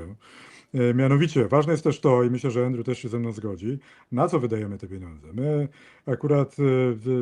jako Polska wydajemy, mam wrażenie, w miarę rozsądnie te zwiększone fundusze na zwiększenie naszych zdolności obronnych, ale inne kraje pewnie mniej rozsądnie, nawet zakładając, że ich deklaracje są równie, że tak powiem, buńczuczne. Przypomnę, że Włosi chcą zbudować za te pieniądze ze zwiększonego budżetu obronnego, między innymi na budowę mostu między Sycylią a Półwyspem Apenińskim, na pewno bardzo ważnego strategicznie z punktu widzenia południa Europy, no ale myślę, że znalazłoby się parę miejsc i parę elementów, które warte są wydatków na zbrojenia w sposób naprawdę rzeczywisty. Chciałem jednym zdaniem nawiązać do tego, o czym mówiliśmy wczoraj, Igorze, w Karpaczu podczas forum ekonomicznego, na panelu poświęconym między innymi tej europejskiej, północno-wschodniej flance NATO. Ja tam wspominałem o takim raporcie Ośrodka Studiów, który się niedawno ukazał, na temat sieci ropociągów w Europie, które są też bardzo ważnym elementem strategicznym wśród państw NATO, które zostały zbudowane jeszcze za czasów zimnej wojny.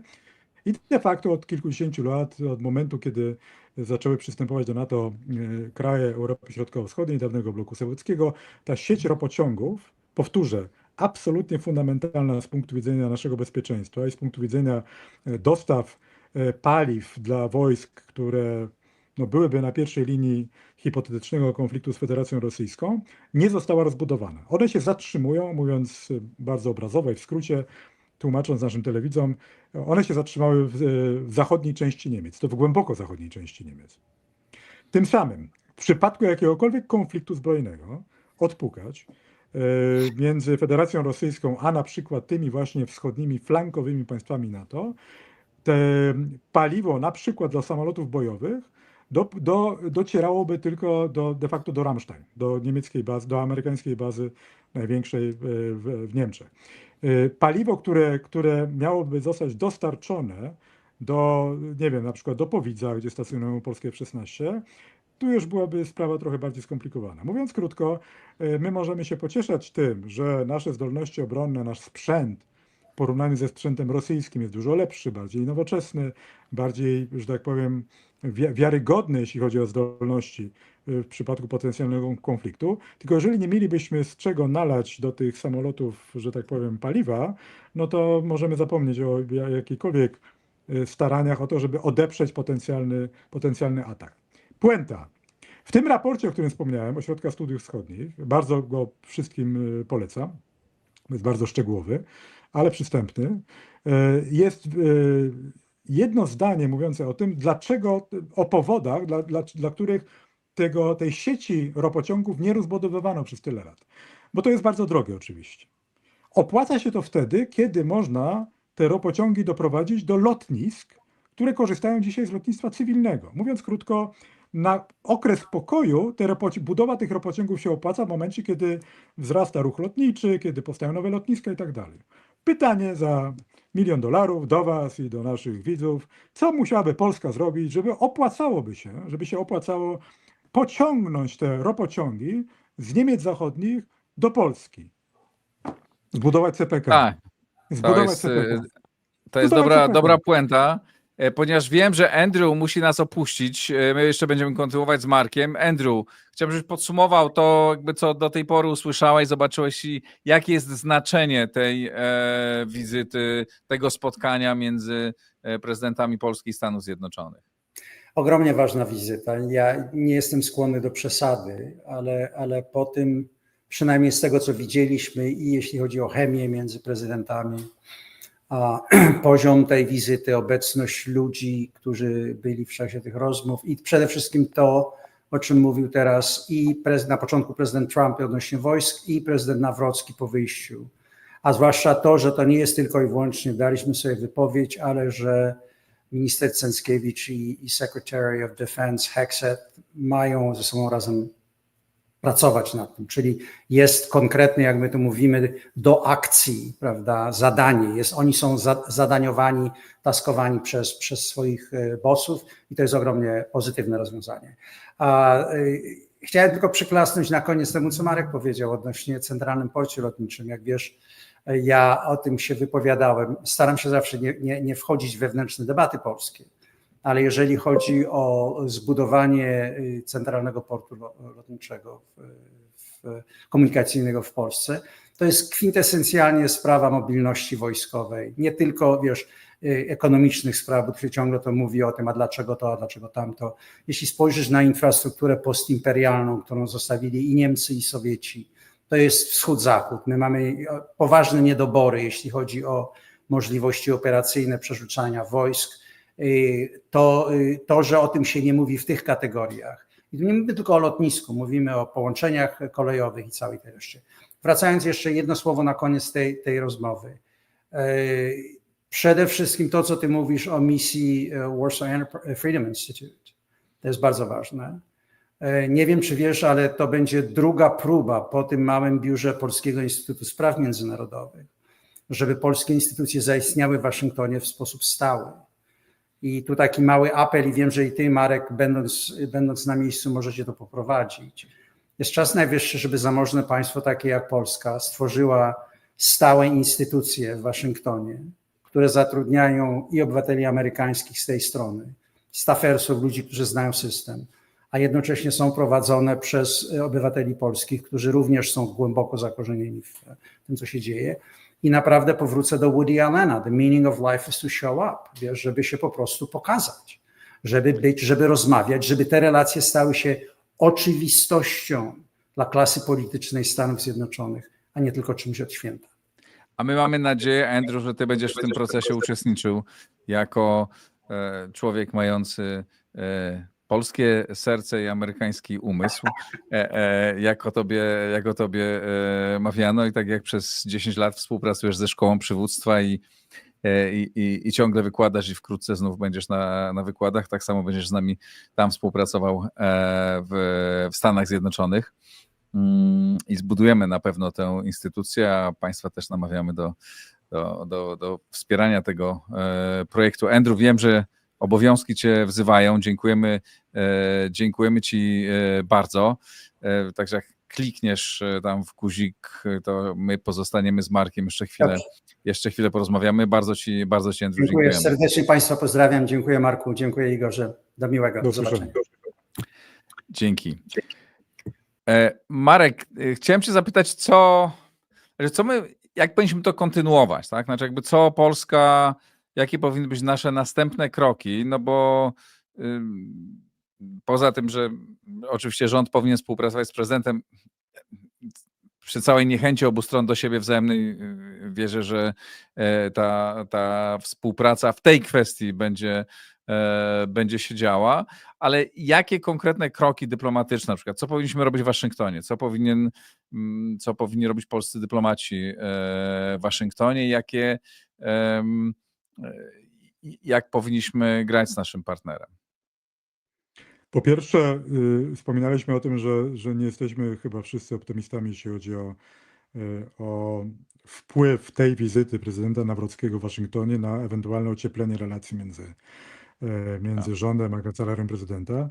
Ale jeżeli już rzeczywiście pan prezydent ogłosił, że Pete Hegseth, czyli sekretarz obrony amerykański i szef BBN-u Sławomir Cęckiewicz usiądą do rozmów i zaczną się zastanawiać nad tym, jak, że zacytuję, poszerzyć ten komponent wojskowy amerykański w Polsce, no to naturą rzeczy będzie musiał też zostać włączony w te rozmowy wicepremier Kosiniak-Kamysz, minister obrony, bo tak czy inaczej, niezależnie od tego, jakie decyzje zostaną podjęte, czy o podtrzymaniu obecnej liczby amerykańskich żołnierzy, czy rzeczywiście ich poszerzeniu, to tak czy inaczej wicepremier Kosiniak-Kamysz musi w tych rozmowach uczestniczyć. Na szczęście akurat w jego przypadku mam wrażenie, że to jest człowiek, który jest chętny i bardziej ochoczo nastawiony do współpracy konkretnej i merytorycznej czy to z prezydentem Nawrockim, czy z ministrem Cęckiewiczem, czy z ministrem Przydaczem,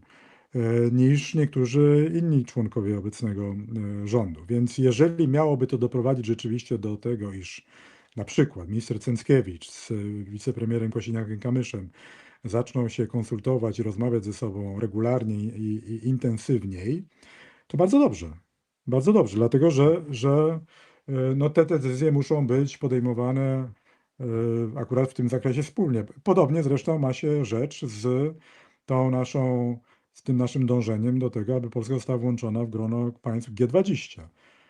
Tutaj oczywiście rola prezydenta jest nie do przecenienia, Natomiast rząd tak czy inaczej w tej czy innej formule musi też w tych rozmowach uczestniczyć. I jeżeli mówimy o tych sławetnych instrukcjach, które miał rząd przekazać panu prezydentowi Nawrockiemu przed jego wizytą w Waszyngtonie, to mam nadzieję, że teraz, nawiązując do twojego pytania, co powinni robić polscy dyplomaci w Waszyngtonie, ja bym je rozszerzył.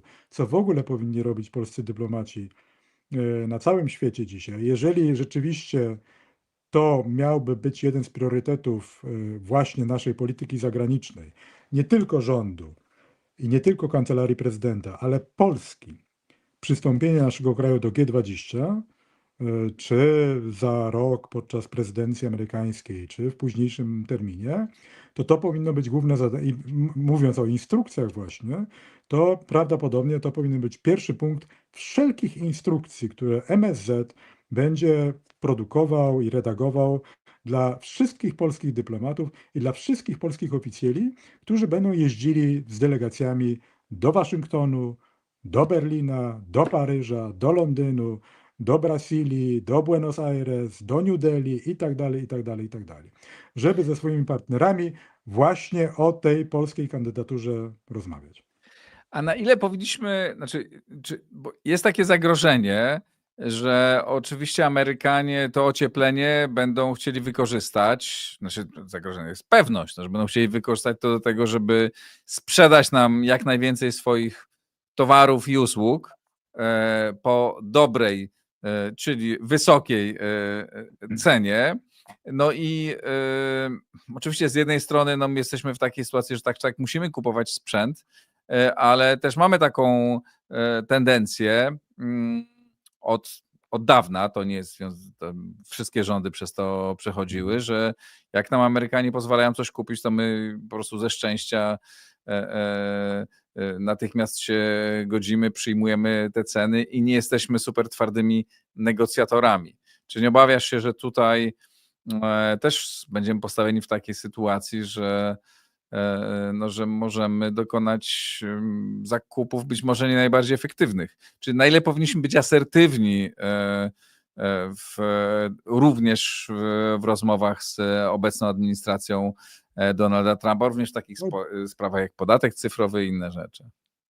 Oczywiście, że powinniśmy być asertywni, nie tylko w relacjach, tak jak mam wrażenie, rząd Prawa i Sprawiedliwości starał się być bardzo asertywny w relacjach czy to z Komisją Europejską, czy z Berlinem. Nie widzę powodu, dlaczego nie mielibyśmy... Niewiele uzyskując. Inna sprawa, nie wchodźmy w to. Natomiast nie rozumiem, dlaczego nie mielibyśmy być może nie równie asertywni, ale troszkę bardziej asertywni w stosunku do Waszyngtonu. Tak jak wspominał Andrew, cytując Kissingera, my nie mamy trwałych sojuszników, tylko my mamy też swoje interesy, tak jak mają je Amerykanie, tak jak mają je Niemcy, tak jak mają je Chińczycy i powinniśmy te interesy realizować. To jest zawsze pewnego rodzaju kalkulacja. Jeżeli nam się wydaje, że te sprawy, o których dyskutował choćby dzisiaj prezydent Nawrocki z prezydentem Trumpem, zwiększenie obecności wojsk amerykańskich w Polsce, kwestia energetyki jądrowej i ewentualnego wyboru firmy, która będzie budowała kolejne reaktory atomowe w Polsce, kwestia podatku cyfrowego, o której wspomniałeś kilka razy. Jeżeli nam się wydaje, że to są kwestie niepołączone ze sobą, że możemy z jednej strony negocjować obecność wojsk amerykańskich w takiej czy innej formule, a sprawa na przykład podatku cyfrowego to jest zupełnie rzecz inna, nie mająca związku z tą poprzednią, no to się oczywiście tak to nie wygląda. To jest zawsze kalkulacja, to jest zawsze, szczególnie w przypadku obecnej administracji amerykańskiej, która ma podejście do polityki zagranicznej i polityki ekonomicznej dużo bardziej merkantylne niż kilka poprzednich. No, wyobraźmy sobie hipotetyczny scenariusz, chociaż być może nie jest on już taki do końca hipotetyczny, że prezydent Trump w rozmowie w 4 oczy z prezydentem Nawrockim albo poprzez swoich pośredników sugeruje nam, że owszem, podtrzymamy liczbę amerykańskich żołnierzy w Polsce, ale o podatku cyfrowym to zapomnijcie, moi drodzy. Ponieważ my tutaj mamy, że tak powiem, wielkich gigantów. Zresztą kilka razy przypomnę ci i pan prezydent Trump, i wiceprezydent Vance wspominali o tym, pokazując taki karcący palec niektórym swoim partnerom handlowym, że jeżeli ruszycie naszych gigantów technologicznych, takich jak Meta, Amazon, do niedawna jeszcze SpaceX, czyli firmę Ilona Muska i parę jeszcze innych, no to bardzo tego pożałujecie. Więc te kilka firm technologicznych, rzeczywiście takich, które mają ogromny wpływ na nasze codzienne życie, bardzo bogatych i także bardzo wpływowych politycznie, te firmy odgrywają ogromną rolę w kształtowaniu dzisiejszej polityki zagranicznej Stanów Zjednoczonych. I naprawdę nie zdziwiłbym się i pewnie nie dowiemy się, ponieważ są to zbyt drażliwe kwestie. I jeżeli nie dojdzie do przecieku medialnego, to być może się nigdy nie dowiemy o tym, jaki deal został, czy zostanie położony na stole przez administrację amerykańską, która myślę, że z absolutnym przekonaniem i cynicznie i bez skrupułów połączyłyby właśnie kilka tych wątków, o których wspominaliśmy. Czy to będzie podatek cyfrowy, czy właśnie dylemat, czy postawienie nas przed alternatywą, albo dajecie Westinghouse'owi te kolejne 3 reaktory atomowe, albo niestety będziemy musieli przesunąć część wojsk z Polski do jakiegoś innego kraju. Wybierzcie sobie, co jest dla was bardziej opłacalne. Wolałbym, żebyś... A ty żeby byłeś polski często, rząd- kiedy byłeś ambasadorem, to często odczuwałeś takie naciski ze strony amerykańskiej. Nie wiem, na ile możesz mówić konkretnie, ale im więcej powiesz, tym dla nas ciekawiej. Przypomnę, powiem tak, oczywiście naciski jak najbardziej i czasami były to rzeczywiście słowa i argumenty, które miały jakieś tam podłoże polityczne. To znaczy w takim sensie, że niektórzy co bardziej,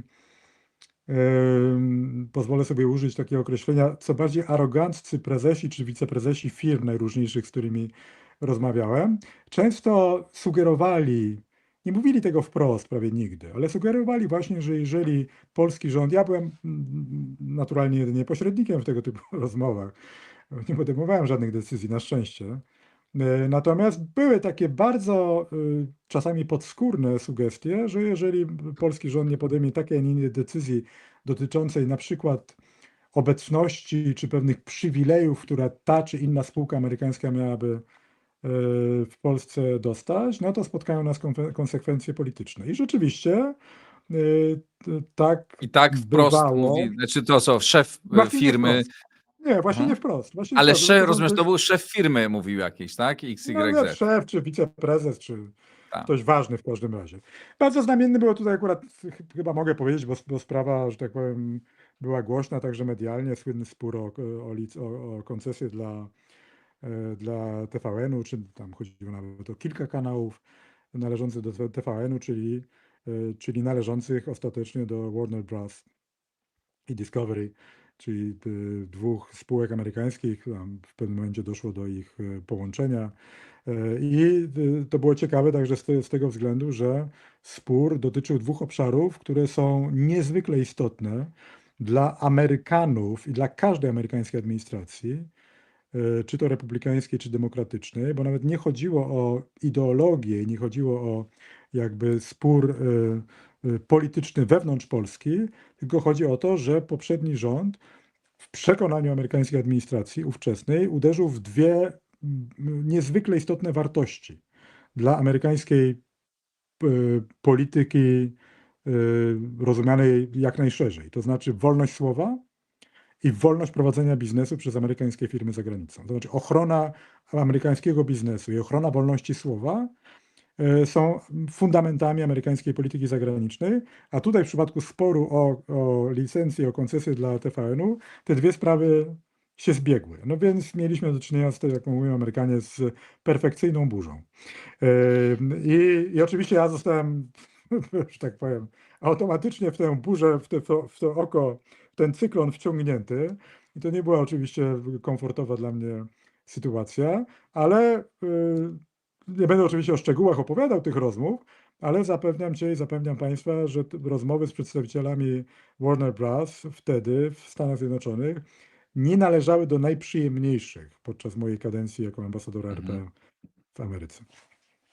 Ale czy też, no tutaj jeszcze była taka sprawa ideowa do tego dołożona, tak? No bo media, wolność słowa i tak Tak. dalej. Ale czy były też takie historie no, dotyczące firm jakichś, no, w jakichś innych sektorach biznesu, które też przychodziły i wywierały taki nacisk, sugerując, że mogą w razie odmowy mogą być konsekwencje polityczne? Yy, tak. Tak, ale tak jak Tak. wspomniałem wcześniej, po pierwsze, oczywiście nie będę mówił o szczegółach. Po drugie, to nie były nigdy takie jakby groźby czy argumenty wypowiadane w sposób jednoznaczny. To były raczej sugestie, puszczanie oka, ale takie nieprzyjazne puszczanie oka. Mhm. Zdarzały się takie sytuacje i też miałem takie poczucie, że z tej drugiej strony, kiedy padały takie słowa, to ta druga strona była taka pełna, taka przekonana, że no my tutaj jednak rozdajemy te karty i to my mamy przewagę w tych rozmowach, więc ta, nie wiem czy nazwać ją arogancją, w niektórych przypadkach rzeczywiście spotykałem się z takim dosyć aroganckim zachowaniem niektórych przedstawicieli amerykańskiego biznesu. Natomiast nie byłem tym zdziwiony. To znaczy, no, przypomnę choćby zachowanie, deklaracje, kroki niektórych poprzednich ambasadorów amerykańskich w Warszawie. Tak? My się czasem oburzaliśmy No. na to, że tam Georgette Mosbacher na przykład, którą pozdrawiamy serdecznie, z którą ja utrzymuję bardzo dobre relacje, tak gwałtownie czasami reagowała na różne kwestie związane właśnie z funkcjonowaniem biznesu amerykańskiego w Polsce i że pisała różne listy takim językiem dosyć, że tak powiem, szorstkim, mówiąc najdelikatniej. Jeden z tych Ale listów z dru- wyciekł, No pamiętam. właśnie. Dzięki temu o tym wiemy. Natomiast znów w przypadku pracy ambasadora amerykańskiego to są normalne zadania i to jest ich normalna rola. No nie wiem, czy pamiętasz, jak następca Georgette Mosbacher, Marek Brzeziński, kiedy polskie władze podejmowały jakieś decyzje kontrowersyjne dla amerykańskiego biznesu, to natychmiast zapraszał ministrów do siebie, a ci ministrowie No tak. niestety pokornie się stawiali, co dla mnie było trochę żenujące, bo no jednak to nie tak wyglądać powinno. Mhm. Tu jest też problem, żeby trochę wejdę w rolę adwokata diabła. Ja mam wrażenie, że rządy kolejne w Polsce, znów niezależnie od barw partyjnych, mają problem z pewnego rodzaju narracją i z tłumaczeniem swoich ruchów, swoich decyzji, swoich zamierzeń. I tak jest na przykład w przypadku podatku cyfrowego. No, dyskusja na ten temat trwa nie od wczoraj, oczywiście.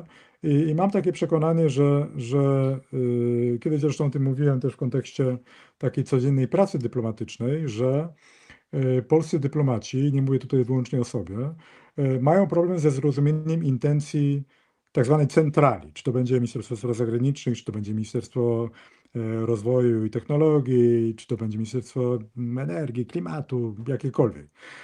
Bardzo rzadko się zdarza, że dyplomaci na naszych placówkach dostają szczegółowe instrukcje, jak mają opowiadać o decyzjach rządu, tego czy innego w Polsce, w kontekście relacji z krajem, w którym są akredytowani. I to oczywiście te kilka krajów jest dużo bardziej istotnych z tego punktu widzenia niż inne, a Stany Zjednoczone oczywiście są w tym wypadku najistotniejsze. Więc wydaje mi się, że gdyby trochę więcej energii poświęcać i czasu i wysiłku intelektualnego na to, żeby polscy dyplomaci, bo od tego są polscy dyplomaci, żeby tłumaczyć decyzje i zamierzenia rządów w tym czy innym obszarze. A szczególnie jeśli mówimy o politykę gospodarczą, a szczególnie jeśli mówimy na przykład o kontraktach wielomiliardowych, tak jak w przypadku polityki kontraktów zbrojeniowych, czy właśnie energetyki jądrowej i parę jeszcze innych moglibyśmy tutaj wymienić. To są zbyt poważne sprawy, żeby sobie pozwolić na pewną nonszalancję i brak konkretów w opowiadaniu całemu światu, a szczególnie Amerykanom, o tym, dlaczego musimy wprowadzić podatek cyfrowy i skąd to się wzięło i jakie są nasze racje, jakie są nasze argumenty, I mam wrażenie, że tutaj niestety, i nie chciałbym tutaj nikogo obwiniać personalnie, tylko mówię o pewnej kulturze politycznej, że nam brakuje kultury tłumaczenia naszych decyzji politycznych. Pojawiła się też informacja, to chyba przekazał Donald Trump dzisiaj, że w styczniu mają się pojawić samoloty, czy samoloty F-35 pierwsze. Ja nie pamiętam dokładnie, jaki jest harmonogram, ale...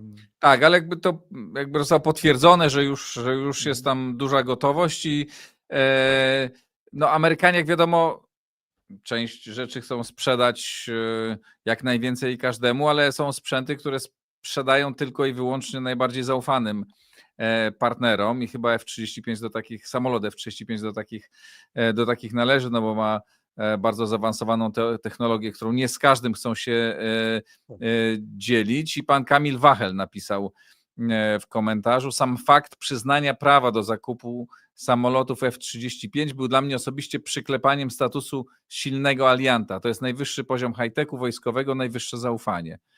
Czy ty się zgadzasz z takim stwierdzeniem?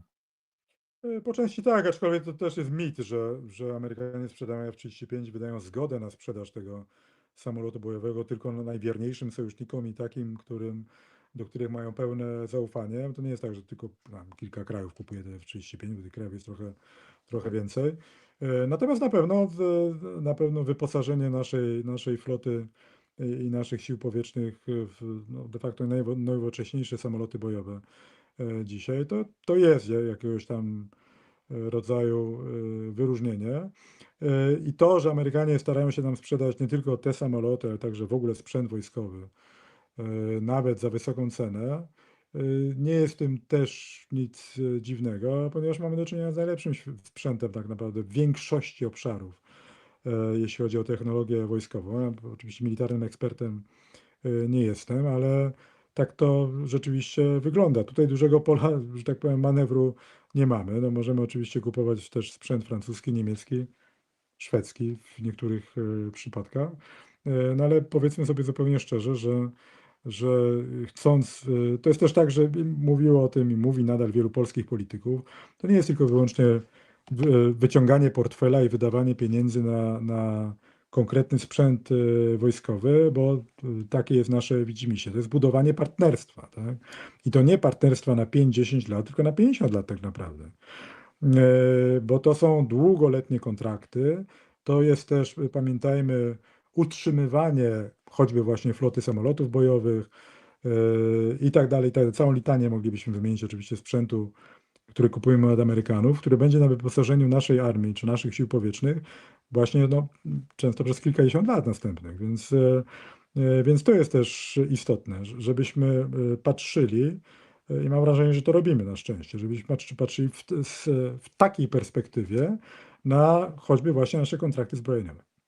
No tak, ale to też jest ważne, na ile my mamy w tych kontraktach, poza tym, że płacimy gigantyczne pieniądze, na ile jesteśmy partnerami i na ile jesteśmy w stanie doprowadzić do sytuacji, w której my częściowo pracujemy przy produkcji tego sprzętu, bądź jego elementów, bądź obsługujemy je, bądź mamy wszystkie końcówki, tak, do tego i na ile potem możemy samodzielnie tych sprzętów używać.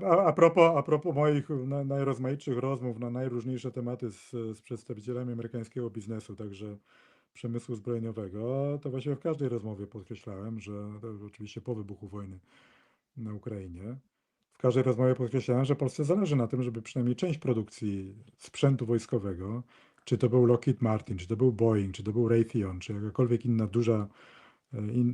inny duży koncern zbrojeniowy, żeby część tej produkcji znalazła się w Polsce.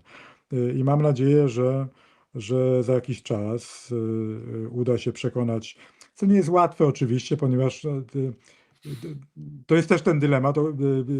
Prezydent Trump, jak doskonale wiesz, i jak wiedzą nasi widzowie, wolałby sprowadzać amerykańskie firmy z powrotem do Stanów Zjednoczonych, tak? Niż budować linie produkcyjne gdzieś tam w Polsce, Rumunii czy w Czechach. Więc to jest kolejny często mówiłem właśnie o tych dylematach, przed którymi my stajemy. Tak? Że z jednej strony mamy do czynienia z administracją właśnie, która mówi o tym, że Ameryka stała się takim najbardziej atrakcyjnym krajem do inwestowania i że tutaj wszyscy powinni inwestować i wydawać setki miliardów dolarów na budowę fabryk, a my tutaj nagle idziemy do prezydenta Trumpa i mówimy, panie prezydencie, my chcielibyśmy, żeby tutaj 5 koncernów zbrojeniowych, waszych największych, amerykańskich, zbudowało fabryki, ale w Polsce, a nie w Mississippi, w Ohio czy w Nebrasce. No i no, to są czasami sprzeczne sygnały i to nie jest łatwa rozmowa oczywiście. Dostajemy pytania i z Polski, i ze Stanów Zjednoczonych, i z Brukseli, a teraz mamy pytanie z Kijowa od pana Anatolija Kurnusowa, jak rozumiem, Ukraińca. Dziękuję bardzo za tę ciekawą dyskusję. My pozdrawiamy pana i wszystkich naszych widzów na całym świecie, ale w Kijowie szczególnie, czy w Ukrainie.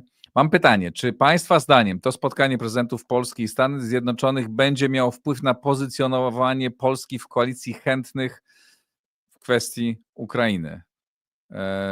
Czy ty sądzisz, że możemy... Ja nie wykluczam, że padło takie pytanie, czy nawet sugestia ze strony prezydenta Trumpa podczas albo tej rozmowy w cztery oczy, albo podczas rozmów bilateralnych do obu delegacji. Pytanie o to, czy Polska rzeczywiście przyłączy się do koalicji chętnych. Niezależnie od tego, jaką ostateczną formułę to wsparcie dla Ukrainy ze strony koalicji chętnych miałoby przybrać. Natomiast też jest to dążenie i życzenie obecnej administracji amerykańskiej, żeby Europa jakby przejęła w największej mierze odpowiedzialność za ten konflikt. Zresztą tutaj mała dygresja, organizujemy w ramach Instytutu Wolności, Warsaw Freedom Institute, webinar dokładnie na ten temat 18 września. Na który Państwa Właśnie możecie zapraszamy. Państwo zapisywać się na ten, na ten webinar na O tym naszej będziemy stronie właśnie Instytutu Wolności. O tym będziemy właśnie rozmawiać i nie wykluczam, że takie pytanie padło i część tej dyskusji była właśnie temu tematowi poświęcona. No bo prezydent Trump zdaje sobie sprawę z tego, że Polska tutaj odgrywa i może odgrywać kluczową rolę, szczególnie jeśli chodzi o logistykę, szczególnie jeśli chodzi o dalsze dostawy broni z Europy, która kupuje broń od Stanów Zjednoczonych i potem ją przekazuje Ukrainie i myślę, że prezydent Trump i jego najbliżsi współpracownicy doskonale zdają sobie sprawę z tego, jaką rolę będzie tutaj Polska odgrywać. Niezależnie od tego, bo oczywiście cała dyskusja jakby skoncentrowana jest na tym, czy wyślemy tam swoje wojska, czy nie, bo kilka krajów rzeczywiście taką chęć i taką intencję zadeklarowało, ale ja kilka razy już mówiłem o tym, że jest wiele innych sposobów, żeby dalej wspierać Ukrainę, szczególnie militarnie, niekoniecznie wysyłając tam naszych żołnierzy. Mhm. Spróbujmy podsumować i tę wizytę, i obecny stan relacji polsko-amerykańskich. Też możemy, gdybyś mógł się odnieść, spróbować porównać tę sytuację do czasów, kiedy pracowałeś w Waszyngtonie jako polski ambasador. Czy uważasz, że takie gesty świadczą o tym, że dobra, jest tak jak było, czyli dobrze, czy ponieważ tu jest też oprócz postrzegania Polski jako dobrego sojusznika, jako odpowiedzialnego państwa, jako państwo, które inwestuje w obronność i jako państwo, które jest niezłym klientem, bo kupuje jej sprzęt i być może kupi elektrownie atomowe, który kupuje gaz LNG, no to też w Polsce jest prezydent, który ma podobny profil ideowy do mojego, prezydenta Stanów Zjednoczonych. Czy to twoim zdaniem ma duże znaczenie i jakbyś mógł porównać tę... Spróbujmy podsumować tę wizytę i stan obecnych relacji, zwłaszcza w porównaniu z czasów, kiedy ty tam pracowałeś. Ta zbieżność ideologiczna ma oczywiście ogromne znaczenie, zresztą to widać też w relacjach prezydenta Trumpa z kilkoma innymi przywódcami światowymi, europejskimi, czy to będzie Javier Milei w Argentynie, czy to będzie Nayib Bukele w Salwadorze, czy to będzie nawet Giorgia Meloni, o Viktorze Orbanie nie wspominając. To rzeczywiście widać, że te kwestie dotyczące spraw ideologicznych, cywilizacyjnych no, mają ogromne znaczenie w tym, jak prezydent Trump traktuje innych liderów politycznych, inne głowy państw. Więc to jest na pewno atut ze strony prezydenta, w przypadku prezydenta Nawrockiego, który jest, mam wrażenie, właśnie tak postrzegany w tej lidze jakby sojuszników ideologicznych obecnej administracji amerykańskiej i oczywiście mówiąc zupełnie cynicznie, trzeba tę wartość wykorzystywać i dobrze, że prezydent Nawrocki tak właśnie jest widziany dzisiaj w Białym Domu. Ale wracając do twojego pytania o tej mojej kadencji ambasadorskiej w Waszyngtonie, najpierw miałem do czynienia z rządem konserwatywnym w Polsce i administracją demokratyczną w Waszyngtonie. Potem zmienił się rząd w Polsce na liberalny i pozostała administracja demokratyczna i to był też ten okres, kiedy ja tam przez pół roku byłem jeszcze, kierowałem jeszcze placówką. I dzisiaj mamy do czynienia z administracją konserwatywną w Stanach Zjednoczonych, liberalnym rządem w Polsce i prawicowym prezydentem w Polsce. Więc mamy niezły, że tak powiem, galimatias i możemy wrócić do początku naszej rozmowy. No, nie było jeszcze sytuacji w tych ostatnich latach, kiedy byłaby jakby całkowita zbieżność, jeśli chodzi o strukturę władzy w Warszawie i w Waszyngtonie, tak? Że mielibyśmy administrację republikańską, konserwatywnego prezydenta i konserwatywny rząd w Polsce, albo liberalnego prezydenta w Stanach Zjednoczonych, liberalny rząd i liberalnego prezydenta w Warszawie.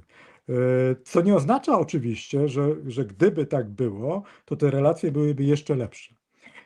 Ale na pewno jest to duże utrudnienie, szczególnie z naszego punktu widzenia. Tutaj Andrew też wspominał o jednej bardzo istotnej sprawie, której nie pociągnęliśmy w dyskusji. Mianowicie prezydent Trump, to jest tak, że to, jak wygląda polityka zagraniczna Stanów Zjednoczonych dzisiaj, jakie są jej priorytety, o tym decyduje prezydent Trump, mówiąc krótko. A szczególnie w przypadku jego charyzmy, jego charakteru, jego osobowości, no to jest już bardzo jaskrawe. Tak? I nagle spotyka się z państwem, w którym toczą się boje o to, kto ma większe prerogatywy w przypadku polityki zagranicznej, jakiejkolwiek innej. Tak? Więc to jest też różnica strukturalna, że mamy do czynienia z państwem, niezależnie od tego, jakie prezydent Trump podejmuje decyzje, ale je podejmuje. I wiemy, kto je podejmuje i wiemy, jaka jest ich waga. A tutaj w naszym przypadku to jest ciągłe, że tak powiem, jazda jak po grudzie, tak? I ciągłe wyciskanie właśnie decyzji i zamierzeń, które można by od biedy zdefiniować jako zamierzenia i decyzje Rzeczypospolitej, a nie rządu czy prezydenta. Bo dzisiaj naprawdę w przypadku nawet spotkań w Waszyngtonie czy naszych relacji z państwami europejskimi, to niestety, ale przywódcy państw, z którymi coś negocjujemy, nad czym się wspólnie zastanawiamy, przywódcy tych państw zachodzą w głowę, no dobrze, ale jaka jest tak naprawdę polityka Polski? Bo nas nie interesuje to, jaka jest polityka prezydenta Nawrockiego czy polityka premiera Tuska. My chcielibyśmy wiedzieć, jakie Polska ma interesy. No i No tak, ale poczekaj, Marek, ale nie masz wrażenia... Definicja tego jest bardzo trudnym zadaniem. Ale ja mam wrażenie, że polityka Polski wobec Stanów Zjednoczonych jest jasna. I Sikorski, i Nawrocki mówiliby to samo, tylko spór jest o to, kto do tego doprowadzi i kto odniesie sukces, albo kto odniesie porażkę. Nie? Znaczy, nie ma tu bardzo dużych różnic. Oczywiście jest różnica akcentów, oczywiście obóz rządowy jakby przykłada dużą relację większą wagę do stosunków z Brukselą i z partnerami europejskimi. No ale ja nie słyszałem głosów, nie wiem, sceptycznych wobec relacji ze Stanami Zjednoczonymi i roli Stanów Zjednoczonych. No, premier Tusk też o tym mówił wielokrotnie. Tak, ale to są niuanse związane z pewnym językiem, z pewnymi docinkami, z którymi mamy do czynienia codziennie między premierem a prezydentem, między ministrem spraw zagranicznych a głową państwa, które są absolutnie niepotrzebne i nawet jeżeli na zewnątrz wydaje nam się, że rzeczywiście jest jakiś tam konsensus między KPRM a KPRP, to nie sądzę, żeby stolice europejskie czy nawet Waszyngton w ten sposób to dostrzegały. Doskonale wiedzą, że jest spór, doskonale wiedzą, że ten spór może nawet się przenieść właśnie na relacje polsko-amerykańskie. I nie jest wcale tak różowo i nie jest tak, że ta wizja jest, nie wiem, w 80 czy 90% podobna. Owszem, słyszymy głosy i od premiera Tuska, i od ministra Sikorskiego, że tak, że Ameryka jest naszym najważniejszym sojusznikiem i tak dalej, ale gdy wczytać się w te wszystkie oświadczenia mniej czy bardziej formalne, tweety, komentarze, wywiady, to widać wyraźnie, że są jednak różnice. Dobra, to spróbuj jeszcze podsumować samą wizytę. No, właściwie powiedzieliśmy wszystko to, co powinno zostać powiedziane.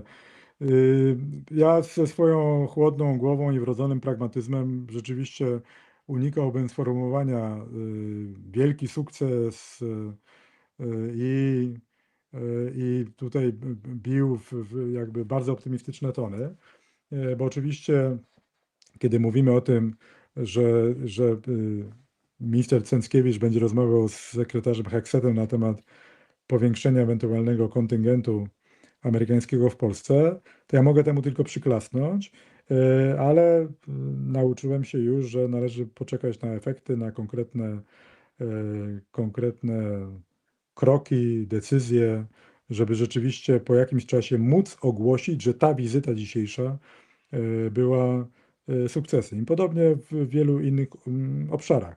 Myślę, że jest sukcesem w takim sensie, że chyba niewiele osób, ekspertów, polityków, dziennikarzy oczekiwało właśnie tego, że padnie tam kilka bardzo konkretnych sformułowań. Raczej wydawało się, mnie również zresztą, że będzie tam więcej kurtuazji niż meritum. Ale okazuje się, że rzeczywiście być może te rozmowy przed wizytą prezydenta Nawrockiego na poziomie roboczym były trochę bardziej intensywne i trochę bardziej konkretne, dzięki czemu można było już dzisiaj coś ogłosić konkretnego właśnie w tych najistotniejszych dla nas obszarach. Bardzo Ci dziękuję, Ja Marek, również.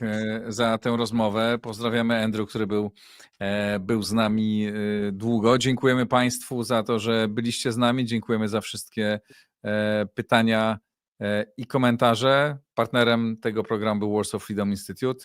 Marku, jeszcze raz dziękuję. Dziękuję Państwu. Zachęcam do wspierania Układu Otwartego na Patronite, bo to dzięki Państwa wsparciu ten program mogę realizować. To wszystko na dzisiaj. Dziękuję bardzo. Pozdrawiam i do następnego razu.